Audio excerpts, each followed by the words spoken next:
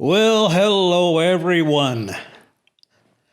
You know, in most places in the United States, I believe, it is springtime, folks. Yep, it is springtime and the weather's nice and the birds are chirping and kids are having fun. Well, everywhere except here where I'm at. We've had a couple nice days, and I've got the lawn mowed a couple times, but man, for the most part, the weather has been dreary. And like it is today, just cloudy, gray, chilly, sprinkling rain. That's not much fun, but we'll get by. It'll soon be nice, I hope, anyway, before winter gets here. So last week, my wife and I spent a lot of time up at the cabin. I was there for 4 days, and I was there for a week, and she was there for 4 days. And we did have a couple nice days up there, white puffy clouds and blue sky, and we all looked up there like that, like, wow, you ever seen that before? I said, no, that's new to me. Anyway, so yeah, we worked outside on those days, and then in the mornings, I would get up early and sneak out of the house while my wife and Snitzel, our dog, were asleep. I'd make a pot of coffee and drink a cup, and then I'd sneak out of the cabin and take a walk down the trails and into the forest. And with my camera, I took this D200, of course, probably my favorite camera, I guess. And I had the D500 with me, but this time I didn't even hardly take it out. But anyway, so I'd go out with the D200. I carried I didn't carry, but I had available to me several lenses, and I used three of them. I used this 300 f4 that's on the camera. I also had the Tokina 12 to 28 f4, and then of course I had my Nikon 200 to 500 zoom lens f5.6. I used those three lenses mainly for the pictures that I took up there, and I did find a few pictures, not many, I'll tell you, and pickings were slim. That I could say that they were slim because I was looking for signs of spring. That's what my theme in my mind was when I was out taking pictures, and I found a few signs of spring, all right, but not many. Not many. But I did get a few pictures, and it was an enjoyable trip. I shouldn't be all down about it because we enjoyed ourselves up there, and it was nice to be in a quiet place, and of course we had our cell phones and everything, but it was nice to be away from Wasilla, actually, and up to where it's quieter. Anyway, so yeah, I took a few pictures, and we're going to take a look at them here. There's a couple that are really interesting here, and I might talk about them when we come back. I had to work for them. It wasn't just like walking around and snapping pictures. I had to actually work a little bit to get some of these. So why don't we just go now and take a look at them, and you can see what you think. And if you don't like them, I understand that. It was tough. It was tough picking up there for me. And so anyway, yeah, let's go take a look at these pictures, and then we'll come back and I'll talk about them a little bit more. And then I printed one out, and I think you'll like it. It came out really nice. I was happy with this picture. Anyway, let's go take a look at these for now, and then we'll come back. Alrighty, let's go.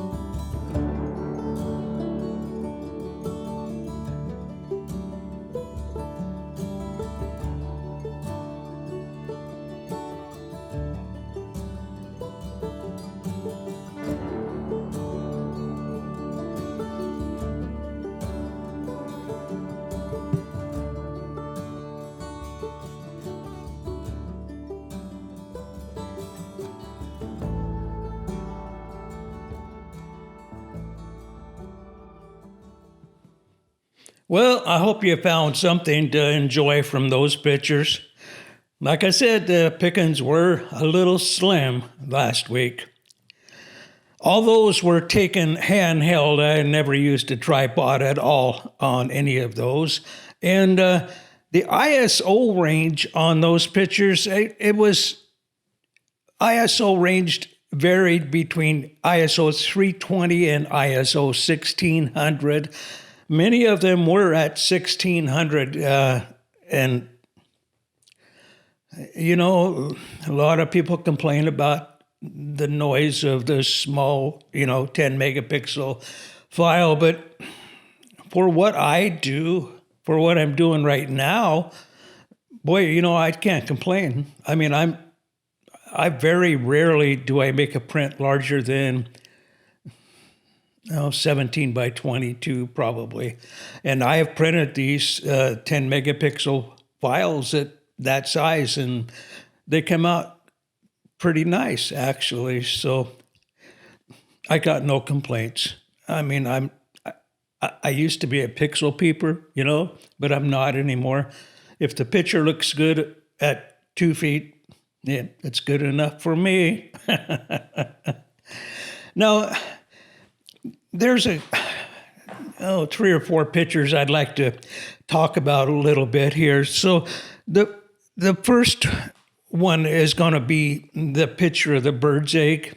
So I was walking down one of my trails early one morning, and there it was, laying there on the ground, just like you see it. I didn't touch it. It was laying next to a pile of moose poop, of course, and it was pretty out there on that brown dirt. And I looked for a nest. I didn't see one, but evidently there was one up there. So the bird, the baby bird had recently hatched. I think it might be a robin. I have no idea, but it looks like a robin egg. But anyway, so I studied that a while, and I took some high angle pictures, just standing there a little bit with my camera. Now I'm using on this picture, I'm using the 300 millimeter f4. And so I didn't like those. I looked at them on the screen. I didn't like them. So I got back a little bit. I got down on the ground, and I shot some really low angle pictures, and those came out a lot better. I like the low angle. This one here is a low angle picture, and it came out pretty good. I took, I don't know, maybe 8 or 9 pictures in all of that scene, and then I walked away, and I lay that night. I was laying in bed, and I thought, maybe I ought to go try that again and see if I can get just a little bit better angle on that. So early the next morning, I got up and walked out there, and it's gone. There's not even nothing left of it, not even a chip, nothing. It's just gone. And I'm thinking it was probably a magpie spotted it there, or some other bird, or more likely it was a squirrel, because squirrels will carry off just about anything you put down there, and like my youngest grandson used to say, he said, Grandpa, squirrels, all they care about is themselves. So that's probably true. So anyway, I didn't get another picture, but that was a cool picture, and especially from a low angle. Another picture, there's a picture there of some trees. There's 2 pictures of trees with mountains in the background. The one I'm going to talk about is the picture with the bark missing on 3 of the trees in the foreground. You'll be able to spot it if you go back and look through them. So in the wintertime, when the snow gets deep, moose will wander around looking for food. And if they can't find anything, then they will start stripping the bark off of trees and eating that. And that's exactly what's happened here. If you look close, you'll see their tooth marks where they've stripped the bark off of those 3 trees. And when the snow was It was probably 3 feet deep at the time they were doing that. And those were done last winter. That whole section of forest right there is full of trees like that with bark peeled off, and they go back years and years. You can look at them and see that some of them are really old. They've been in that area for a long time doing that. And I've watched them do it, and it's kind of amazing, but they like that bark, or they settle for it anyway in the wintertime. And another picture is the woodpecker. Now,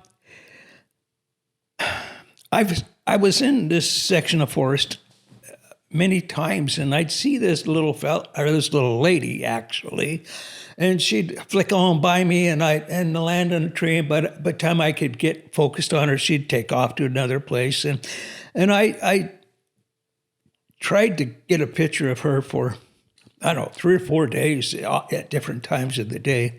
She was always there.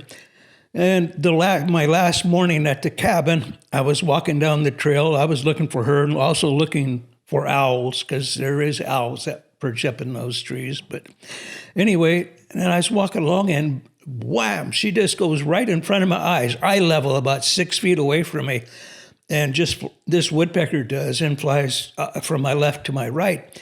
And I'm like, whoa. And so I followed her with my eyes, and she landed in up a tall birch tree, and she sat there for a little bit. I tried to get a focus on her, couldn't do it, didn't have enough time before she took off. But she only flew about 10 feet and landed in another birch tree there. And lo and behold, well, I had not noticed before, but she had a hole in that tree, and she just popped right into that hole. And I thought, well, son of a gun. And so I just found me a tree to lean back against. I sat on the ground, and I found a nice, comfortable position where I could see that hole, and sat there. And sure enough, she started flying back and forth. And I still had to be pretty quick to get some shots of her. The good thing is I sat there well over a half hour just watching her. I was so lucky. Well, not lucky. I just was fortunate enough to see her get in that hole. And I hadn't been looking for holes. Now, from now on, I will be looking for woodpecker holes. They got a nest up there in that tree. So anyway, I was there for half an hour or more, and it gave me time to get my exposure set because it was very backlit by a bright sky. And so I played with that and got my exposure pretty close. And I sat there and I got a few pictures of her, and I was feeling pretty good about that, because some of them were good and some of them were a little blurry, but it was all handheld. And let's see. That one was ISO 800, according to my notes here. And so I was hand holding it, and that was using my 200 to 500 lens on that one, on the D200. And so the VR was working on it, and I was able to hand hold and get some pretty sharp shots on that. The final picture I'd like to talk about is the flower picture. That one is my favorite, and you can probably guess which one I printed out. But I saw these flowers one night as I was walking down in a kind of a different area of my property, and that's the only ones around. They were the only spring flowers I seen the whole week I was up there. Anyway, I seen them, but I think I had my Tokina 12 to 28 on there. And I didn't feel like I could get a good picture of that. So the next evening when the lighting looked pretty good, I walked down there, and it took me a little while to relocate them, but I finally did. And to get this shot of these pictures, now these stems are only about 3 inches long on these little flowers. So to get this shot, I had to lay down on my stomach and get my head down there and try to look through the viewfinder and get it focused and get it composed. That's hard for me to do. I have a hard time laying on my stomach and looking through the viewfinder. It's probably be a comical sight if someone was watching, but I managed to do it. And these are all handheld. The lens was actually on the ground at the time, and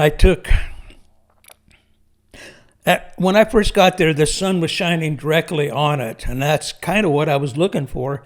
But then it went behind a cloud, and I worked with what I had, because then they got to be in the shade. And the ones in the shade actually turned out better. I took probably 8 or 10 pictures total in about 20 minutes time by the time I got all squared away and everything. And this picture, to me, is really a neat picture. The center flower is the one that's in sharp focus. That's what I focused on. The other two are, they're just enough back to be a little out of focus. I forgot to tell you, I was using the 300 millimeter f4 on this, and the close focus on that is right around 3 feet. I can't remember for sure, but that's where I was at. And I was on my stomach, and the flowers were uphill a little bit from my position, and it was a tough one for me to get all situated to take. But anyway, that turned out to be my favorite picture for the last week, and it's the one I printed out. So let's take a look at that right now, and of the print. It's a 12 by 8 print, 12 by 18 print on Epson cold press natural paper, 13 by 19 paper. So it's got a 1/2 inch margin all the way around it. So let's look at it here, and I'm real happy with this print. Now see, you can see that the center one is the one that's in focus. The others are not quite. And I can't see anything here, but so I love the colors on it, and I love the bokeh of the out of focus in the background there. It's just a beautiful picture. So the specs on this is Nikon D200 with a Nikon 300 millimeter f4, 1/640th of a second at f4 at ISO 320 on this one, handheld. That's a beautiful picture. I might just have to have this one framed. Okay, and there you go. Pretty picture.